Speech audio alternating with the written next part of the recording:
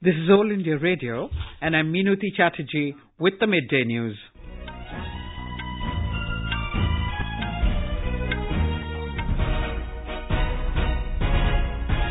The headlines.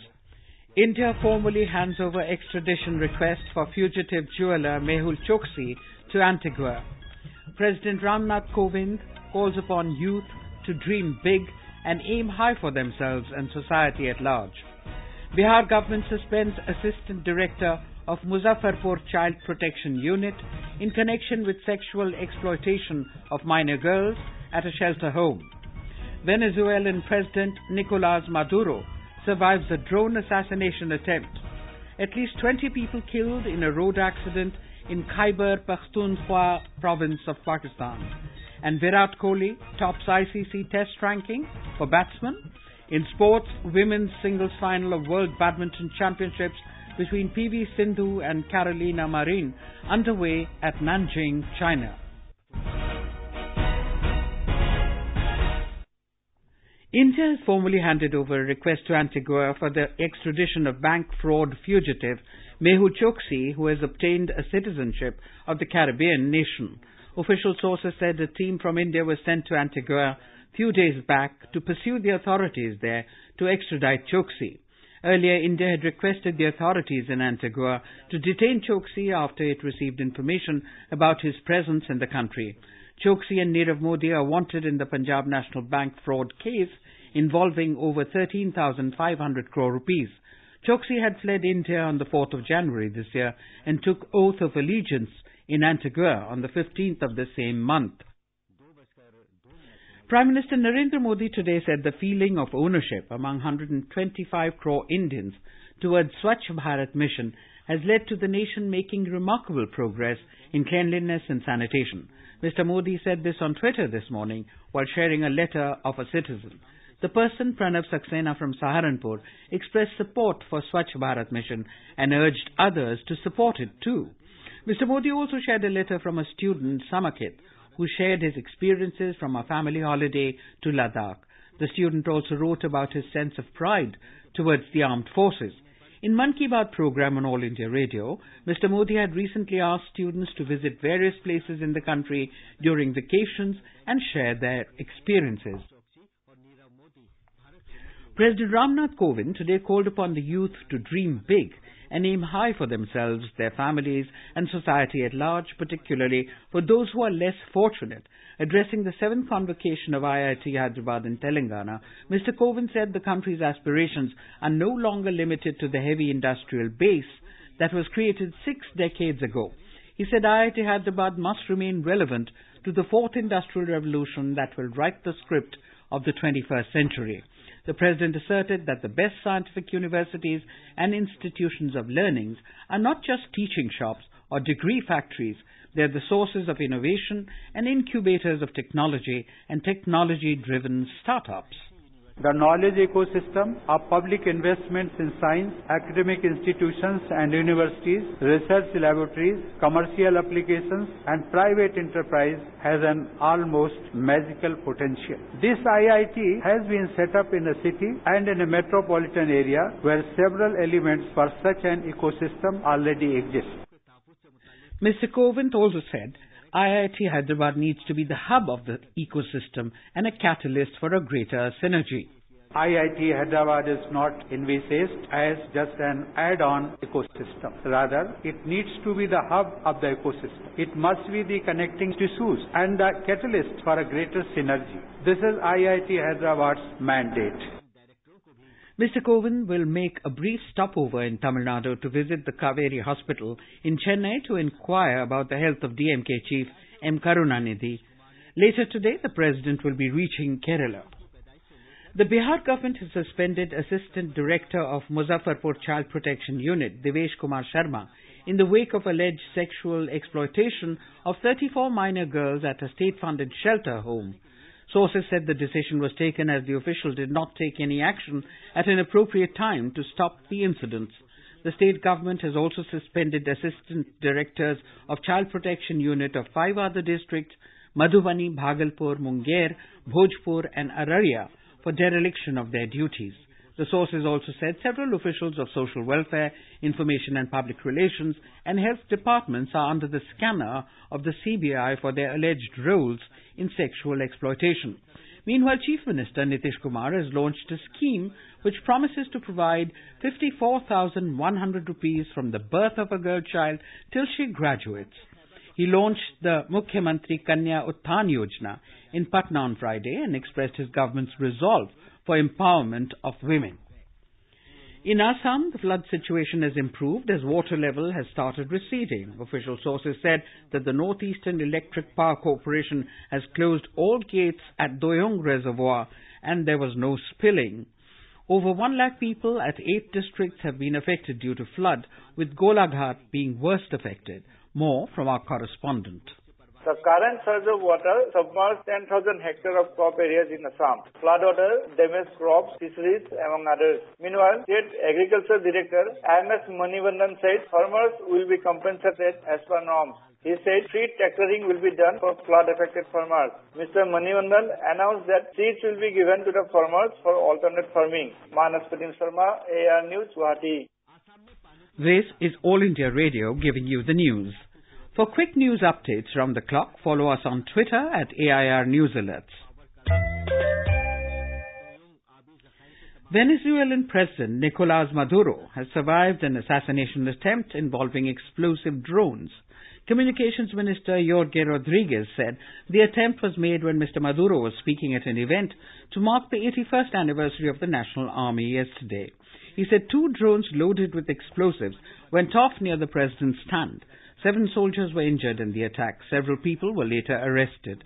Mr. Maduro has accused neighboring Colombia and elements within the U.S. of instigating a right-wing plot to kill him. The Colombian government has denied the allegation.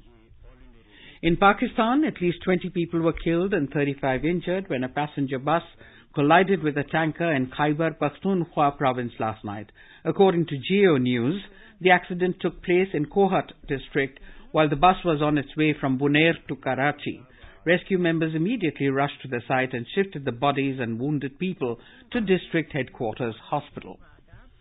External Affairs Minister Sushma Swaraj paid floral tributes to Lal Bahadur Shastri at his memorial in Uzbek capital Tashkent today. At the memorial, Mrs. Swaraj also met Yakov Shapiro, who sculpted the bronze bust of India's second Prime Minister. Shastri had died in Tashkent in January 1966 after signing the Tashkent Declaration that formally ended a war between India and Pakistan. Earlier, after reaching Tashkent on her first visit to Uzbekistan, Mrs. Swaraj called on the country's Prime Minister Abdullah Aripov and held discussions on bilateral relations. She also met the Speaker of the Legislative Assembly, Nurdin John Ismailov. External Affairs Ministry spokesperson Ravish Kumar said in a tweet that the two leaders discussed the role of Parliament in fostering closer people-to-people relationship. Around 175 Kailash Mansarovar pilgrims are stuck in Nepal due to bad weather. 124 pilgrims are stranded in Simikot and the other 50 in Hilsa or about to reach Hilsa from the Tibetan side. The Indian Embassy in Nepal said the situation is under control and the numbers are not alarming. A report from Kathmandu correspondent. The flight operations from Simikot are temporarily suspended due to rain and bad weather. It would take just 1 day of good weather and normal flight operations to evacuate all stranded pilgrims. Simikot has basic boarding and lodging facilities to accommodate 500 pilgrims comfortably. The initial medical examination and first aid facilities are also available. The Indian Embassy representatives in Simikot, Hilsa and Nepalganj are on alert and continuously monitoring the situation. In case of any emergency, mission would ensure safe and timely evacuation of stranded pilgrims. Rajkumar, AIR News, Kathmandu. In Jammu and Kashmir, authorities have suspended the ongoing Amarnath Yatra from Jammu base camp for today and tomorrow due to a shutdown in the Kashmir Valley by separatists. However, the pilgrims already camped at Baltal and Pahalgam base camps proceeded as per routine to perform the Yatra. Joint Police Control Room officials at Baltal and Pahalgam told AIR that about 350 pilgrims from Pahalgam camp and around 600 from Baltal base camp were allowed to proceed towards the holy cave. In addition, around 600 pilgrims are transported through helicopter sorties from Baltal base camp. In Uttar Pradesh, the Mughalsarai junction will be renamed as Deen Dayal Upadhyay Railway Station in a short while from now. BJP National President Amit Shah will inaugurate the new station. Railway Minister Piyush Goyal, Minister of State for Railways Manoj Sinha and Chief Minister Yogi Adityanath will also be present on the occasion. Our correspondent has filed this report. More than 150 years old and one of the busiest railway station in country, Mughalsarai railway station will now be known as Deen Dayal Upadhyay Junction. BJP National President Amit Shah will be inaugurating the new station a short while from now. Leaders will flag off a goods train with an all-women crew, which will be the first time in the country. They will also launch a smart yard project and will flag off Ekatmata Express, which will be a bi-weekly train between Lucknow to Mughalsarai. 50 years ago, famous Jansangh leader Pandit Deen Dayal Upadhyay was found dead in mysterious circumstances near the Mughalsarai station in February 1968. Sushil Chandra Tiwari, AIR News, Lucknow. In Madhya Pradesh, projects worth about 20,000 crore rupees are underway in 7 cities under the Smart Cities Mission. The mission, an urban renewal program launched by the centre in 2015, aims to develop 100 cities across the country, making them citizen-friendly and sustainable. Here is a ground report from our Bhopal correspondent. As many as 60 projects worth rupees 1,600 crore under the Smart Cities Mission in 7 cities of Madhya Pradesh, Indore, Bhopal, Jabalpur, Gwalior, Ujjain, Sagar and Satra have been completed. At present, 139 projects worth rupees 2,500 crore are in progress. Ayurvedic medicine businessman Rakesh Jain said by becoming a smart city, facilities will be expanded in Sagar. हमारी नगर निगम सागर smart city के तहत आ चुकी है। ये नई चीज आने की वजह से पानी की, बिजली की, सफाई की ऐसी व्यवस्थाएं हो जाएगी। इसको आना आसान नहीं था और अब ये व्यवस्था इतनी अच्छी हो गई है कि अगर मान लो कहीं कोई शिकायत है तो अपन इसके ऐप पे जाके शिकायत करेगा 15 से 20 मिनट 1 घंटे में हो जाया करेगा। तो इस वजह से अच्छी सुविधाओं का लाभ मिलेगा। Ready-made garment seller Jaideep Sharma explained that how smart city has changed the look of Jabalpur. Development अभी बहुत ही अच्छा हो रहा है। हमारा जो भी सिस्टम है, रोड्स वगैरह बहुत ही ज्यादा अच्छे वाइट हो रहे हैं और जितने भी काम चल रहे हैं स्वच्छ भारत को लेके या क्लीनलीनेस को लेके हम हर कॉर्नर में देख सकते हैं कि डस्टबिन वगैरह है, टॉयलेट्स वगैरह बन रहे हैं। Recently, Madhya Pradesh was awarded by the Prime Minister for Integrated Command Control Center constructed under Smart City Project Bhopal. Apart from that, Madhya Pradesh was also awarded for various other initiatives like public bike sharing, smart classroom and waste to energy plant under the Smart Cities Mission. Sanjeev Sharma, AIR News, Bhopal. In cricket, Indian skipper Virat Kohli today topped the ICC rankings for test batsmen, riding on his brilliant century against England in the opening test at Birmingham. Kohli thus became the 7th Indian batsman and the first since Sachin Tendulkar in June 2011 to achieve the feat. Kohli scored 149 and 51 in India's 31-run defeat at Edgbaston yesterday and went up by 31 points, which helped him end Steve Smith's 32-month reign as the top-ranked batsman. Kohli has reached the top of the summit for the first time in his 67-test career. However, other Indian batsmen lost ground in ranking. The summit clash of the World Badminton Championships between ace Indian shuttler PV Sindhu and Spain's Carolina Marin is underway at Nanjing, China. Sindhu was leading 18-17 in the first game when reports last came in. World number 3 Sindhu had won a silver medal in the championships last year. She has faced Marin 11 times in the past but lost 6 of those games. And now, before we end the bulletin, the headlines once again.